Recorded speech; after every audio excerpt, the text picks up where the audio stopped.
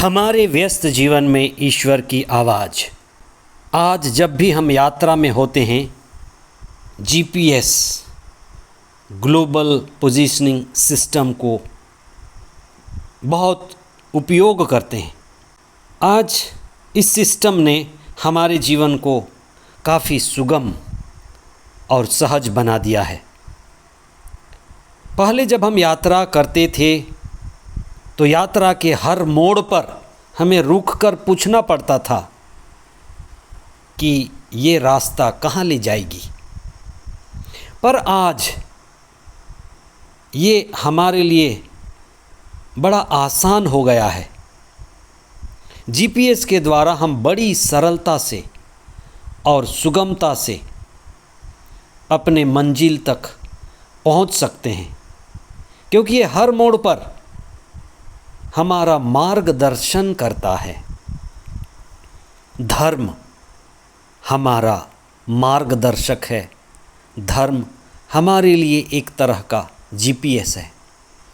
12वां सामान्य सप्ताह 30 जून 2023 शुक्रवार। पहला पाठ उत्पत्ति ग्रंथ अध्याय 17 पद संख्या 1 और पद संख्याएं 9 से 10 तथा 15 से 22 तक। संत मत्ती का सुसमाचार अध्याय 8 पद संख्याएं 1 से 4 तक। वास्तव में धर्म हमारे लिए एक जीपीएस की तरह है। धर्म हमें बताता है कि हमें कैसे ईश्वर के साथ जुड़ना है। हम ईश्वर से जुड़ते हैं और जब हम ईश्वर से जुड़ जाते हैं तो ईश्वर के साथ रहना शुरू करते हैं और ईश्वर के साथ चलना शुरू करते हैं। आध्यात्मिकता और दिव्यता में बढ़ने लगते हैं। तब हमें ये भी सीख मिलती है कि कैसे हमें विपरीत परिस्थितियों में ईश्वर में अटल विश्वास रखना है और ईश्वर से जुड़े रहना है। विशेष करके धर्मशास्त्र में जो संहिता है, जो नियम हैं, उसके द्वारा हम ईश्वर को समझ पाते हैं, ईश्वर के प्रेम को, ईश्वर की मर्जी को, कि ईश्वर विभिन्न परिस्थितियों में हमसे क्या आशा करते हैं। और धर्म हमें धार्मिकता का मार्ग बताता है। धार्मिकता यानी क्या सही है, क्या उचित है, क्या हितकर है, इस समय में किधर और कैसे कदम उठाना है। जैसे ईसा अपने शिष्यों को कहते थे कि तुमने रात भर परिश्रम किया, कुछ मिला? और जब शिष्य कहते थे नहीं मिला, तो ईसा उनसे कहते थे कि इस ओर जाल डालो और मिलेगा। यही धर्म है। इसीलिए हम सभी को, हर एक व्यक्ति को धर्म की ज़रूरत है। क्यों ज़रूरत है? क्योंकि धर्म एक माँ की तरह है। हर किसी की अपनी माँ होती है और जिस तरह से हर सुबह को माँ जगाती है, वैसे ही धर्म हमें जगाती है। धर्मशास्त्र कहती है कि इब्राहिम ईश्वर से जुड़ा हुआ व्यक्ति था, ईश्वर से बातें करता था। यहाँ तक कि संत याकूब ने अपने पत्र अध्याय 2 पद संख्या 23 में कहा है कि इब्राहिम ईश्वर का मित्र था। इब्राहिम ने ईश्वर पर विश्वास किया और वे धार्मिक माने गए और ईश्वर के मित्र कहलाए। बाइबल में किसी को ईश्वर का मित्र नहीं कहा गया है। इब्राहिम ही एकलौता ऐसा व्यक्ति है जिसे धर्मशास्त्र ईश्वर का मित्र कहती है। कोई भी एक दिन में मित्र नहीं बन जाता। मित्रता बढ़ती है, पनपती है और परिपक्वता की ओर जाती है। वह धार्मिक कहलाया। धार्मिक कहा जाना यानी धार्मिकता का अर्थ है जो सही है उसे करते चले जाना। सही व्यक्ति जो गलत नहीं कर सकता। Righteousness means what is right, do what is right. जो सही है उसे करते चले जाना, जो गलत है उसे छोड़ते चले जाना। यही धर्म भी है। हम प्रतिदिन ऐसा ही कदम उठाएं, जो सही है उस ओर गति करते जाएं और जो गलत है उधर से पैर खींचते जाएं। ईश्वर की दृष्टि में वह सही काम करने वाला व्यक्ति था। उसकी पत्नी को एक विशेष आशीष और कृपा मिली।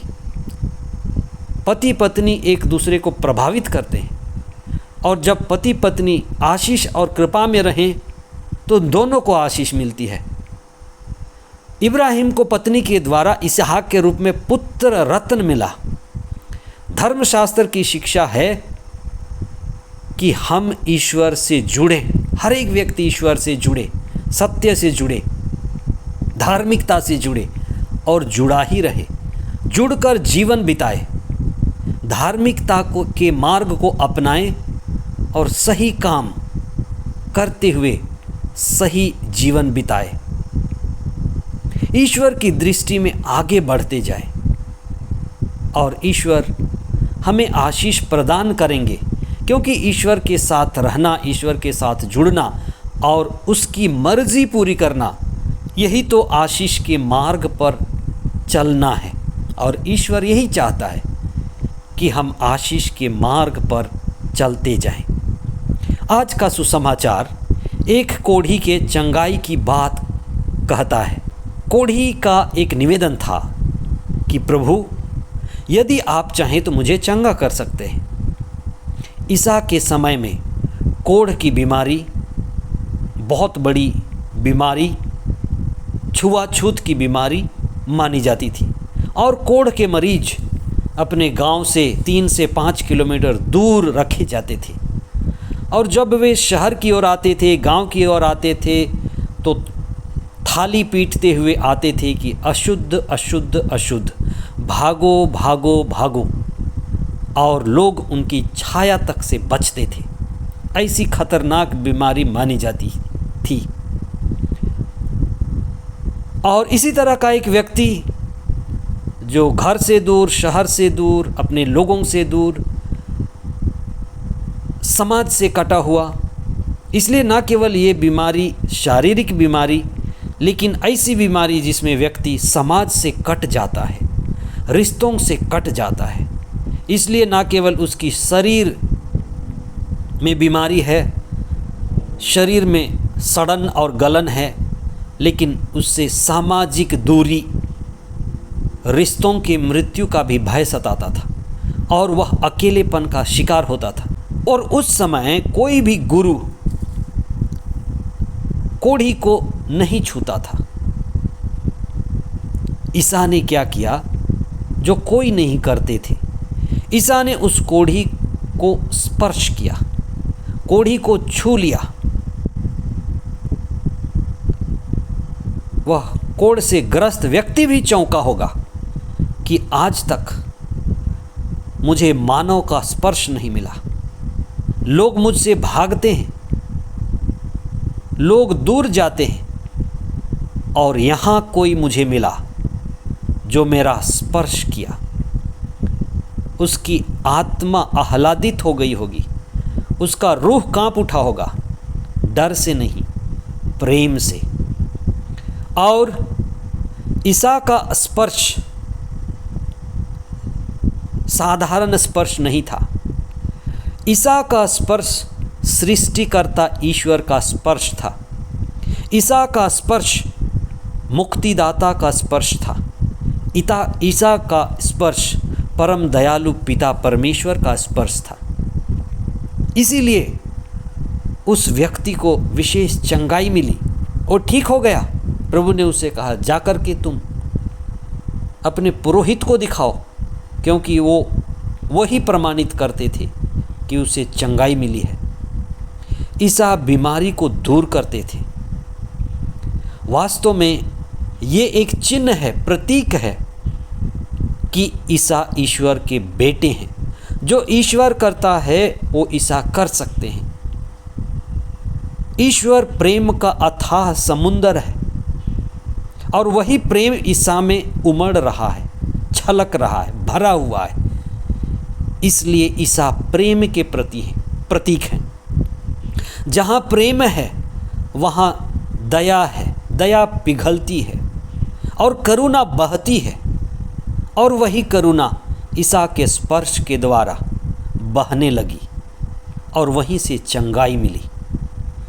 यही करुणा मदर तेरेसा के द्वारा और उन लोगों के द्वारा जो प्रभु में होकर सेवा करते हैं बहती है। ईश्वर का स्वभाव है कि वो जीवन देता है।